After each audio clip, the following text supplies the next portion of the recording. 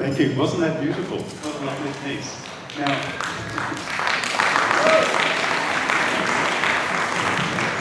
Now, we first heard that piece 2 years ago when Defying Gravity travelled overseas again, how lucky we, to Indianapolis in the United States, to the Percussive Arts Society International Convention. Now, can you imagine 5,000 percussionists and drummers in one place for 4 days? It was noisy, it was very noisy, but it was also a whole lot of fun.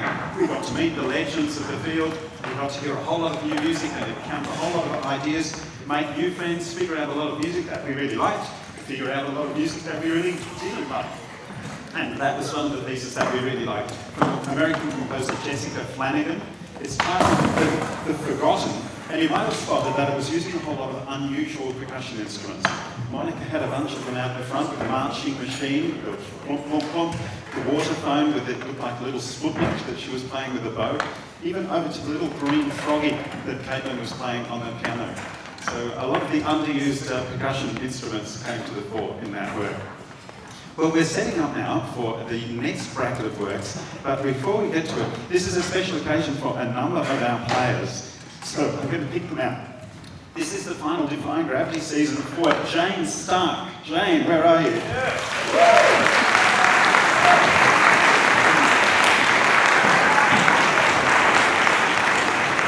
As you can see, Jane is very shy and retiring. And it's been an absolute joy to have you in the ensemble for the last 4 and a bit years, Jane. And Jane created that wonderful electro introduction you had at the start of this work. And her creations on the laptop and work with new music in percussion has been really dazzling and inspirational for us. It's also the last main season for another of our players, and that is the amazing Cassandra Lloyd, here in the yellow. Cassie.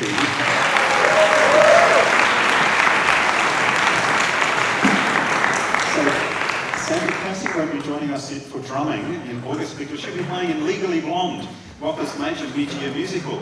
Legally Blonde, I think it's the most fun I have ever had in a theatre, so I highly recommend you go and see the musical the mid-year musical. So Cassandra has become very interested during her study on these taiko drums, the Japanese drums over here. We're going to see her playing extremely stylishly. And in July, she's going to fly over to Sydney to work with Taikos, Australia's world-famous premier Japanese drumming ensemble. She's immensely strong and fit and works great on those drums, so we're looking forward to how her career unfolds. Now, I think the person who's come second furthest to be part of Defying Gravity is Zach Skelton, all the way. We know and love Zach. He comes all the way from Byford, but there's someone who's come even further than that, even further. His name is Thomas Bjorn, and he's come to us from Stavanger in Norway. Now that is a long way. So Thomas is here as an exchange student from a semester. He's studying a Bachelor of Music degree in percussion in Norway, even though he's from Sweden. And we've had such a great time with you, Thomas. Thank you so much for sharing your joy with us.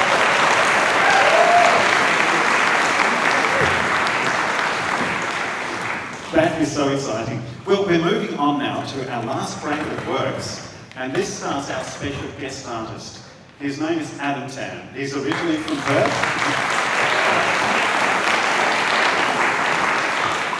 He's from Perth. He was a member of Defying Gravity. Now she's known all around the world as a marimba legend. His masterclasses, his concerts, his studio, the Studio channel. If you haven't checked out The Studio on YouTube, it's a fantastic resource for all percussionists. He's a composer. A lot of marimba, solo marimba works and ensemble works out there. He's a marimba soloist. He's a designer. He's designed his own mallets. He's even designed his own backpack. You can buy all of those things. And on top of that, he's the loveliest, kindest, most creative, sharing and cooperative person. And we're amazed you fit us into your schedule. You've just come back from Japan. You're heading off somewhere else soon. So thank you so much for inspiring us, showing us how to play, showing us how to think, and sharing this new music, 4 brand new pieces, especially for us. How wonderful is that? Thank you so much, Adam Tan. Thank you so much. Well, hi everyone. It's really wonderful to see all of you today. This is a really full audience. This is awesome. My name's Adam Tan. I am originally from here, as Tim said, and I love this place so much. I've been part of WOPA since 2012 to 2016 when I was a student. coming in and out here and there. I've been watching all the concerts, and to be able to do this, I said to these people a few days ago that I've played about 150 concerts myself around the world. I've played in 10 countries. I've done almost 50 master classes, and this week has still been the best of everything that I've done. Thank you so much. Thank you. So, yeah, I first want to give a big shout out to the person that helped us make all of this happen. He's just disappeared, but Tim White, thank you so much for everything you did. Awesome.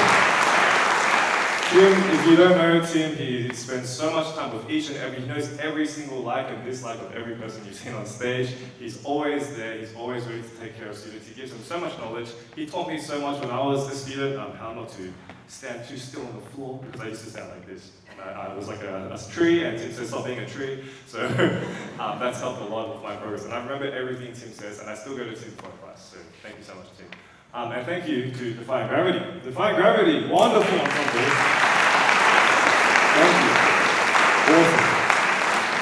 So great. They've worked with them for this whole week on the new pieces as well as just on individual lessons, and it's just been really nice to see such bright minds at work and making beautiful music for each other, for themselves. It's awesome.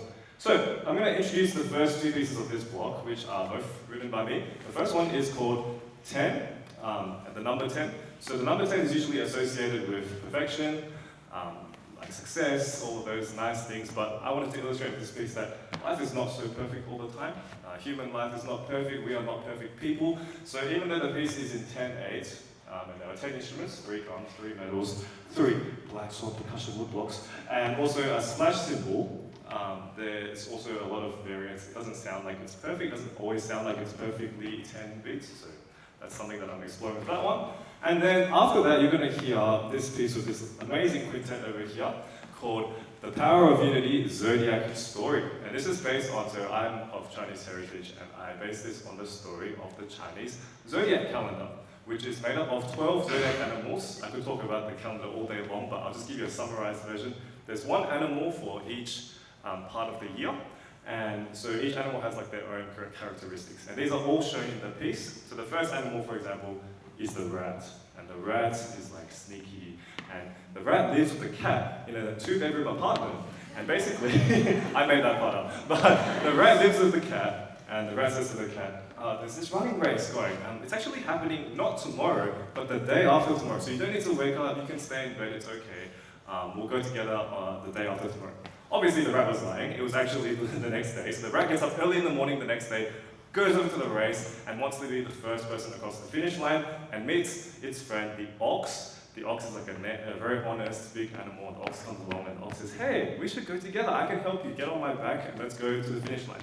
So the rat gets on the ox's back, and then in the distance, the cat is screaming up, you told me the wrong day! And the cat is furious, and it's chasing, and they get to this river, and the rat and the ox, they're riding across, and the rat pushes the cat into the river. The cat's like, no! And then the rat and the ox get to the finish line, and then the rat deceives the ox and jumps off the ox to become first in line. And then the ox is slowly coming forward. So basically all the animals, they have a story behind them, and then the cat hates the rat for life. That's why cats hate rats, and that's why rats hate cats. So there you go. There's some truth to the story. But yes, this is a piece that reflects all of that. And the power of unity, this story talks about taking the strengths and weaknesses of a group of people and working together to become something strong. And that is exactly what we have here.